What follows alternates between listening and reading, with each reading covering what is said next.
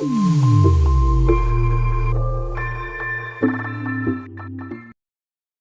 पे पहला प्रश्न, यहाँ पे नोट कर लेता हूँ, यहाँ पे लिख लेता हूँ हल दिया है। और क्या क्या दिया है उसको नोट कर लेना यहाँ से। छत्तीसगढ़ 2023 में ए सेट में पूछा गया था।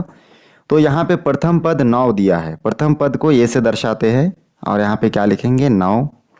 उसके बाद सार्वंतर क्या दिया है इसमें देखिए -2। तो यहाँ पे हम लोग डी बराबर लिख सकते हैं -2, क्योंकि सार्वंतर को इंग्लिश में डी अक्षर से दर्शाते हैं। और आठवां पद का मान ज्ञात कीजिए लिखा हुआ है, ठीक ना। आठवां पद का मान ज्ञात करना है। तो आठवां पद का मान हम लोग देखेंगे कि n का मान कितना दिया है, इसमें 8 दिया है। ये 3 मान हमको इस प्रश्न को पढ़ने के बाद तुरंत समझ में आ जाएगा। अब हम लोग क्या करेंगे, इसमें से ये पूरे मान को नोट कर लिए। अब हमको आठवां पद का मान ज्ञात करने के लिए यहाँ पे मैं नोट करूंगा आठवां पद। आठवां पद बराबर क्या लिख सकते हैं, ए प्लस n-1d, पहले सूत्र लिख लेता हूँ। उसके बाद यहाँ पे ए के जगह कितना हो जाएगा 9, n के जगह कितना हो जाएगा 8 -1, d के जगह d का मान कितना है देखिए, यहाँ पे ये n का मान है और ये d का मान कितना है -2। तो यहाँ पे -2 नोट कर सकते हैं, वो भी क्या में, कोष्टक में। ठीक है, तो डी के साइड में जो भी है माइनस है इसलिए कोष्टक में नोट किए, प्लस में होने से कोष्टक देने की जरूरत नहीं रहता।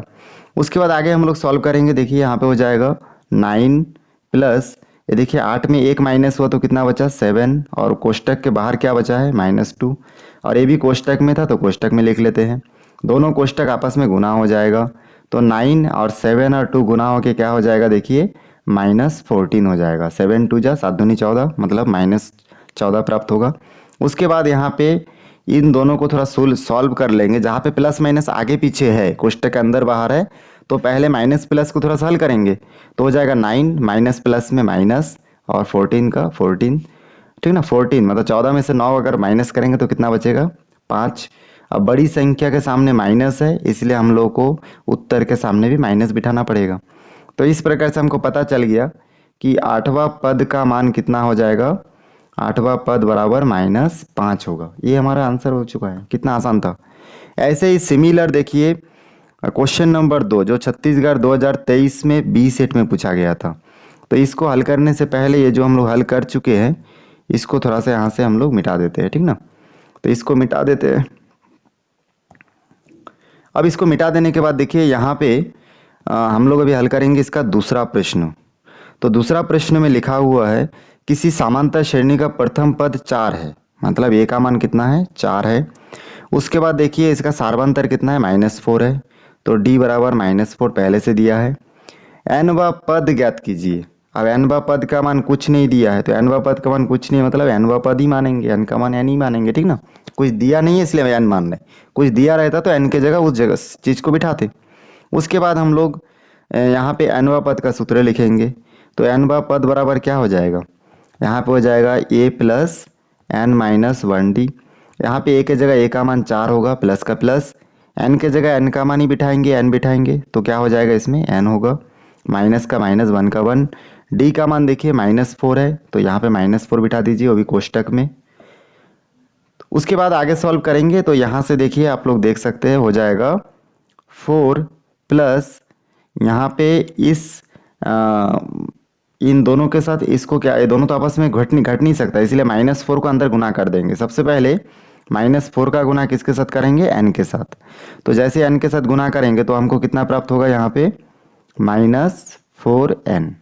उसके बाद इस -4 का -1 के साथ गुना करेंगे तो माइनस माइनस क्या हो जाएगा प्लस, और 4 एकम 4, तो यहाँ पे हो जाएगा +4, इतना प्राप्त हो गया। उसके बाद इस प्लस को क्या करेंगे अंदर गुना कर देंगे तो हो जाएगा 4 प्लस, यहाँ पे देखिए अंदर गुना होके क्या हो जाएगा, सॉरी यहाँ पे प्लस नहीं होगा, प्लस माइनस में क्या हो जाएगा, प्लस माइनस में हो जाएगा -4n, और प्लस प्लस में हो जाएगा +4। उसके बाद यहाँ पे 4 और यहाँ पे 4 एक समान संख्या है, तो ये दोनों में हो जाएगा 8 और माइनस क्या हो जाएगा 4n।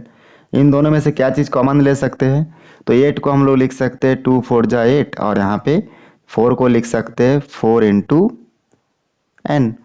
तो यहाँ से दोनों में से 4 कॉमन हो जाएगा, तो यहाँ पे अंदर क्या बचा देखिए, अंदर आपका बचा है, यहाँ पे बचेगा 2 और यहाँ पे बचेगा -n। तो इस प्रकार से हम लोग देख रहे हैं, बहुत आसानी से इसको सॉल्व कर लिए हम लोग।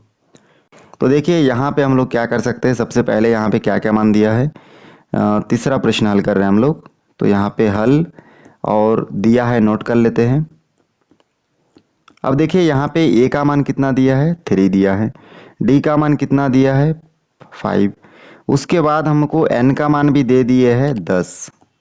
तो एनवा पद का, ठीक ना, 10 दे दिए है। तो एनवा पद का सूत्र क्या होता है, तो एनवा पद की जगह पर डायरेक्ट मैं 10वां पद लिख सकता था, लेकिन चलो सूत्र लिख लेते हैं। एनवा पद equal to A plus N minus 1 D, ये सूत्र होता है। अब एन की जगह कितना हो जाएगा, 10 हो जाएगा, तब हमारा क्या मान प्राप्त हो जाएगा, 10वां पद का।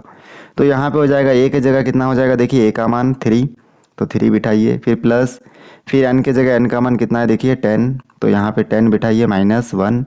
डी का मान कितना है इसमें, देखिए 5, तो यहाँ पे 5 बिठाइए। ये क्वेश्चन तो जो श्रेणी दिया रहता है उससे भी एकदम आसान है, ठीक ना। तो यहाँ से हो जाएगा 3 प्लस 10 में से 1 घटा तो 9 और 5 का 5, उसके बाद 3 और 9 और 5 का गुना कर देंगे तो आ जाएगा 9 पंजे 45, 45 और 3 को आपस में जोड़ देंगे तो आ जाएगा 48। इसका मतलब 10वां पद कितना हो जाएगा, 10वां पद बराबर कितना हो जाएगा, 48 होगा। तो 48 हमारा आंसर है। बहुत सिंपल था। चलिए इसके बाद नेक्स्ट क्वेश्चन और देख लेते हैं। देखिए इस क्वेश्चन में लिखा हुआ है प्रश्न नंबर 5 में कि 1 और 100 के मध्य सभी प्राकृत संख्याओं का योगफल ज्ञात कीजिए जो 3 के गुणज है। छत्तीसगढ़ 2017 में आया था, और कुछ भी यहाँ पे ABC नहीं लिखा है, मतलब ये तीनों सेट में आया होगा, इसलिए कुछ भी लिखा हुआ नहीं है। तो यहाँ पे लिखा है 1 से 100 के बीच सभी प्राकृत संख्याओं के योगफल ज्ञात करना जो 3 के गुणज है। 3 का गुणज का मतलब है कि 1 से 100 के बीच कौन कौन सा संख्या है जो 3 से भाग जाता है। तो हम लोग जानते हैं, ठीक ना, क्या क्या जानते हैं। सबसे पहले हम लोग जानते हैं कि 1 से 100 के बीच में 3 के गुणज क्या क्या है। 1 से 100 के बीच, ठीक ना, 3 का गुणज, 3 का गुणज जिसको हम लोग लिख सकते हैं 3 का गुणज क्या क्या है। सबसे पहले तो 3 भाग जाता है, 1 से 100 तक लिखेंगे तो हमको ज़्यादा ज़रूरत नहीं है। हमको क्या कहा, देखिए 1 2 3 4 5 ऐसे कर करके हमको कहाँ तक जा लिखना है, 100 तक लिखना है। तो इसमें से हमको आखिरी संख्या चाहिए। 100 के पहले 99 भी क्या होता है, 3 से भाग जाता है। 100 तो भाग नहीं जाएगा, सम है तो 99 आखिरी संख्या क्या है, 99 है। और यहाँ पे स्टार्टिंग से 2-3 संख्या लिख लेंगे। तो सबसे पहला देखिए 3 से भाग कौन जाता है, 3 जाता है, इसलिए 3 लिखे। 3 से भाग और कौन जाएगा, 6 भी जाता है, तो 6 लिखेंगे। फिर आगे 8, 7 नहीं जाएगा, 8 नहीं जाएगा, 9 जाएगा भाग, तो यहाँ पे लिखेंगे 9।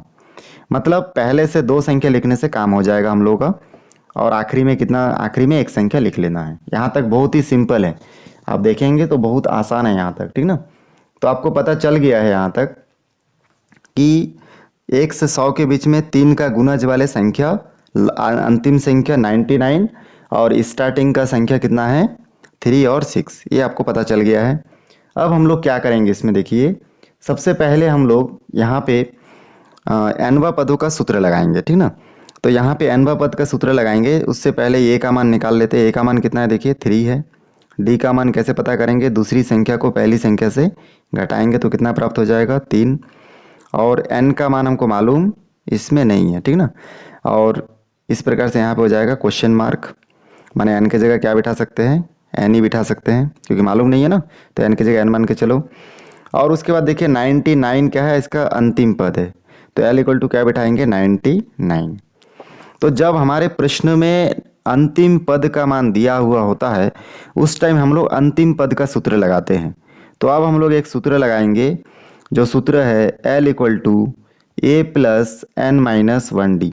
जो एनवा पद का सूत्र है, उस एनवा पद के जगह पे अगर एनवा पद का मान मालूम नहीं है तो हम लोग हमेशा किसका मान लगाते हैं, अगर एनवा पद का मान मालूम नहीं है और ऊपर से हमको अंतिम पद का मान, लास्ट जो टर्म है उसका मान पता चल जाए, तो हम लोग हमेशा एल के जगह उस एल का जो मान है उसको बिठाएंगे एनवा पद के जगह पे। तो यहाँ पे इस प्रकार से हम लोग बिठा लिए। आगे सॉल्व करते हैं, तो यहाँ से देखिए हम लोग को प्राप्त हो जाएगा एल का मान कितना हुआ, 99। तो यहाँ पे हम लोग नोट करेंगे 99। उसके बाद यहाँ से हो जाएगा 99 लिखने के बाद इक्वल के बाद हम लोग क्या लिख सकते हैं, यहाँ पे ए का मान कितना दिया है इसमें 3, तो यहाँ पे लिखेंगे 3, फिर प्लस, फिर एन का मान हमको मालूम नहीं है तो -1 का 1, उसके बाद डी का मान यहाँ पे देखिए क्या दिया है, डी का मान कितना आया 3 आया है, तो यहाँ पे हम लोग नोट करेंगे 3। ठीक है, उसके बाद हम लोग क्या करेंगे, यहाँ पे इसको हल करेंगे तो यहाँ से देखिए हो जाएगा 3 प्लस इस 3 को दोनों के साथ गुना करो, n के साथ और 1 के साथ, तो हो जाएगा इसमें 3n माइनस 3 एकम 3। इस n का गुना n के साथ और 1 के साथ दोनों के साथ गुना कर दिया। उसके बाद यहाँ पे 99 का 99 होगा। अब हम लोग देखेंगे कि इसमें देखिए जो कोष्टक है उसको हटा देंगे तो हो जाएगा 3 प्लस 3n माइनस 3। कोष्टक के बाहर जो प्लस है अंदर गुना कर दिया, तो इस प्रकार से इतना आ गया 99 का 99। यहाँ पे देखिए ये जो +3 और -3 आपस में कैंसिल हो गया। यहाँ पे n इक्वल टू 3 का मान निकालने के लिए क्या करेंगे, 99 के यहाँ पे बटे में लिखेंगे 3, 3 से अगर मैं भाग दूंगा तो हमको प्राप्त हो जाएगा 33, तो इसका मतलब n का मान कितना प्राप्त हो जाएगा 33।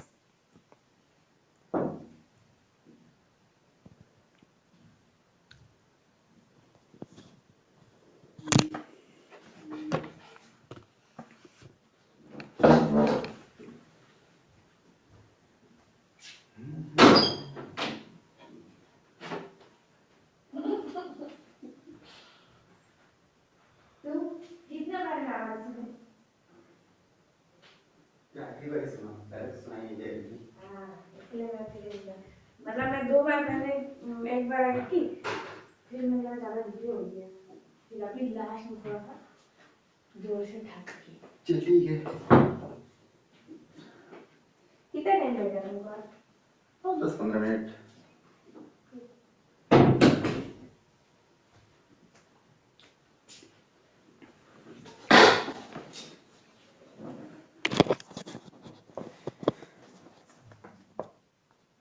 अब देखिए यहाँ पे हम लोग n का मान पता कर लिए। अब हमको क्या करना है, यहाँ पे Sn वाला सूत्र लगाना है, क्योंकि हमको यहाँ पे योगफल पता करना है ना। तो योगफल लगाने से पहले हम लोग इस सूत्र का उपयोग क्यों किए, क्योंकि इस सूत्र का उपयोग करने से हमको किसका मान प्राप्त हो गया, n का मान। अब Sn इक्वल टू क्या हो जाएगा, n/2। यहाँ पे देखिए हमारा सूत्र क्या है, 2a plus n minus 1d। अब इस पूरे में मान हम लोग तभी बिठा पाते जब n का मान हमको पता रहता, इसलिए हम लोग अंतिम पद दिया है तो इसका उपयोग करके हम लोग n का मान l equal to a plus n minus 1d बिठा के हम लोग n का मान पता कर लिए। चलिए अब हम लोग आगे बढ़ते हैं। यहाँ पे देखिए क्या हो जाएगा, n की जगह हो जाएगा कितना 33, बटे के नीचे हो जाएगा 2। उसके बाद यहाँ पे हो जाएगा देखिए 2a का 2a और a की जगह मान क्या बिठा सकते हैं 3, फिर प्लस का प्लस, n की जगह कितना बिठा सकते हैं अभी 33, और यहाँ पे माइनस का माइनस 1 का 1, d की जगह d का मान हम लोग बिठा सकते हैं, ठीक ना। कितना बिठा सकते हैं d का मान, देखिए यहाँ पे 3 बिठा सकते हैं, तो यहाँ पे बिठाएंगे 3, कोष्टक बंद। इसको आगे भी थोड़ा सा सॉल्व करना पड़ेगा। यहाँ से देखिए यहाँ पे हो जाएगा 33/2, यहाँ पे नोट कर सकते हैं 33/2। उसके बाद यहाँ पे हो जाएगा 2 तिया 6, ये दोनों को गुना करेंगे तो, फिर प्लस का प्लस, 33 में एक माइनस होगा तो बचेगा कितना 32, कोष्टक के बाहर क्या रहेगा 3। उसके बाद हम लोग हल करेंगे तो हो जाएगा 33/2। यहाँ पे देखिए 6 का 6 प्लस 32 के साथ 3 का गुना कर देंगे तो 3 दूनी हो जाएगा 6, 3 तिये 9। उसके बाद 96 और 6 को आपस में हम लोग हल करेंगे तो यहाँ पे 33/2, 96 और 6 को अगर आपस में हल करेंगे तो हमको यहाँ से प्राप्त हो जाएगा 102 प्राप्त होगा, तो 102 नोट कर देंगे। उसके बाद यहाँ पे देखिए 102 को 2 से भाग देंगे तो यहाँ से हमको प्राप्त हो जाएगा 51, तो यहाँ पे लिख सकते हैं 33 गुना 51। उसके बाद हम लोग क्या जानते हैं, 33 और 51 को अगर आपस में गुना करेंगे तो देखिए कितना आएगा 33 गुना 51, तो यहाँ से हो जाएगा आपका 3 एकम 3, 3 एकम 3, फिर 5 के साथ गुना करेंगे, 5 तिया 15 का 5 हासिल 1, 5 तिया 15 और 1 16, इसको जोड़ देंगे आपस में तो हो जाएगा 3, 5 और 3 8, 6 का 6, 1 का 1। तो हमको आखिरी जो फाइनल आंसर प्राप्त होगा वो कितना होगा, Sn का जो मान प्राप्त हुआ वो हुआ 1683। तो ये हमारा फाइनल आंसर होगा। बहुत सिंपल एक क्वेश्चन था यहाँ पे। चलिए इसके बाद नेक्स्ट क्वेश्चन देख लेते हैं। यहाँ पे देखिए जो प्रश्न है ये प्रश्न 6 अंक का लगभग आता है। छत्तीसगढ़ 2023 में सेट ABC में आ चुका है। लिखा हुआ है कि N 2N 3